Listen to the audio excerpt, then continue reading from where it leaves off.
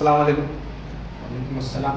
आज यौम आज़ादी की 78वीं जो सालगिरह है, जो हमारा देश 1947 में अंग्रेज़ों से आज़ाद हुआ, उसकी आज़ादी की सालगिरह मनाने के लिए अबू बकर सिद्दीक सोसाइटी की टीम आज यहाँ पर अबू बकर सिद्दीक सोसाइटी के ऑफिस पर जमा है।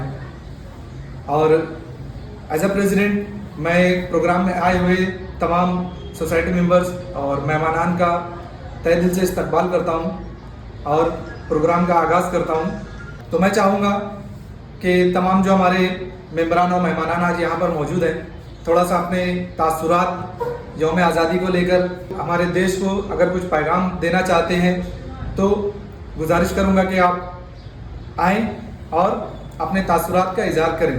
सबसे पहले मैं बुलाना चाहूँगा हमारे ट्रस्ट के सेक्रेटरी चांद भाई को कि वो अपनी बात रखें। अस्सलाम वालेकुम।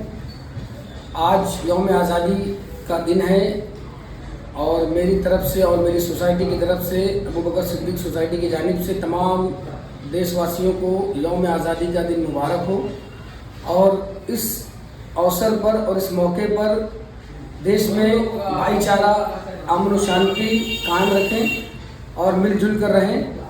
अस्सलाम वालेकुम। जय भारत, जय महाराष्ट्र। अस्सलाम वालेकुम।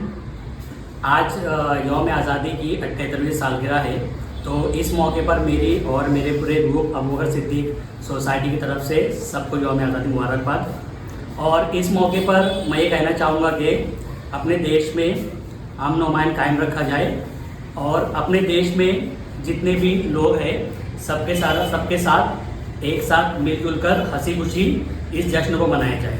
अस्सलाम वालेकुम। जय हिंद। अस्सलाम वालेकुम। तमाम हिंदुस्तान वासियों को यौम आज़ादी की हार्दिक शुभकामनाएं। अबू बकर सिद्दीक सोसाइटी के तमाम मेंबरों की तरफ से तमाम हिंदुस्तान वासियों को बहुत बहुत हार्दिक शुभकामनाएं। जय हिंद, जय महाराष्ट्र। मैं अंसारी गुलाम हुसैन, अबू बकर सिद्दीक सोसाइटी का मेंबर। मेरी तरफ से आज एक मैसेज है। सबसे पहले तो मैं देशवासियों को मुबारकबाद देना चाहता हूँ कि यौम आज़ादी की मुबारकबाद हो। उसके बाद मेरा एक छोटा सा मैसेज जो मैं लोगों को बताना चाहता हूँ अपनी तरफ से कि आज़ादी एक तोहफा है, आज इसकी कदर करें। और आज हम अपनी कौम की आज़ादी का जश्न मना रहे हैं अपने हीरो को याद करते हुए। आज अहद करें कि इस कौम की तामीर के लिए सब अपने परवान चढ़े और इंसाफ और सबके इंसाफ के लिए लड़े। लोग एक दूसरे से जुड़े रहे और एक दूसरे की धार्मिक आस्थाओं को ठेस ना पहुंचाते हुए मिलजुल के देश में अमन और शांति बनाए रखें।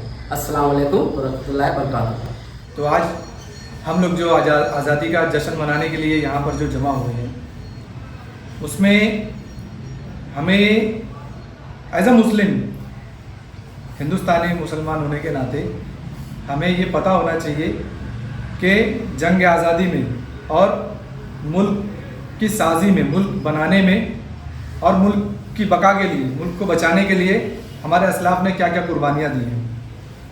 आम तौर पर हमें ये पता है कि जंग आज़ादी जो है वो 1857 से स्टार्ट हुई थी, लेकिन जो असल जंग है अंग्रेज़ों के साथ में, आज़ादी की जंग जो है वो सन 1700 में ही स्टार्ट हो चुकी थी, जिसके अंदर नवाब सिराजुद्दौला और उसके बाद में बेगम मुमताज़ महल, टीपू सुल्तान और इस तरीके से करते हुए सन 1857 में सुल्तान बहादुर शाह जफ़र की अगुवाई में जो गदर की जंग थी, जिसे अंग्रेज़ों ने गदर का नाम दिया, वो लड़ी गई। और इन सारी जंग आज़ादी में कहा जाता है कि मैसूर से लेकर दिल्ली तक इतने पेड़ नहीं थे जितने उलमा को फांसी दी गई। जंग आज़ादी में हमारे उलमा जो है वो पेश हमेशा आगे रहे। जंग का पहला फतवा, जिहाद का पहला फतवा अंग्रेज़ों के खिलाफ हमारे उलमा ने जारी किया। अल्लामा फजल हक खैराबादी जिन्हें काला पानी की सज़ा दी गई, उन्होंने भी कई सहुवतें बर्दाश्त की। उसके अलावा जो हमारे नवाब और बादशाह जो हुआ करते थे, उन्होंने हिंदुस्तान की जंग आज़ादी में बढ़ चढ़कर हिस्सा लिया, अंग्रेज़ों को मुंह तोड़ जवाब दिया। तो बहादुर शाह जफ़र के बारे में कहा जाता है कि जब उन्हें जो है वो क़यादत दी गई थी 1857 की जंग आज़ादी की, उन्होंने उसे कबूल किया और मरते दम तक जिला वतनी बर्दाश्त कर ली, लेकिन कभी अंग्रेज़ों के आगे सर नहीं झुकाया। यहाँ तक तारीखों में आता है कि नाश्ते के तौर पर उन्हें अंग्रेज जो हुआ करते थे उनके अपने बेटों के सर को काट कर तश्तरी में सजा कर उनको भेजा करते थे कि मान जाओ, सर को खम कर लो, हमारी जो है क़यादत जो है वो तस्लीम कर लो, लेकिन उन्होंने कभी नहीं किया। हज़ारों की तादाद में हमारे उलमा शहीद हुए, मुसलमान शहीद हुए, और हमारे हमवतन जो है वो भी हमारे साथ साथ खड़े रहे, वो भी शहीद हुए। और इतनी मेहनत के बाद, इतनी जाफिशानी के बाद कहीं जाकर हमें आज़ादी नसीब हुई।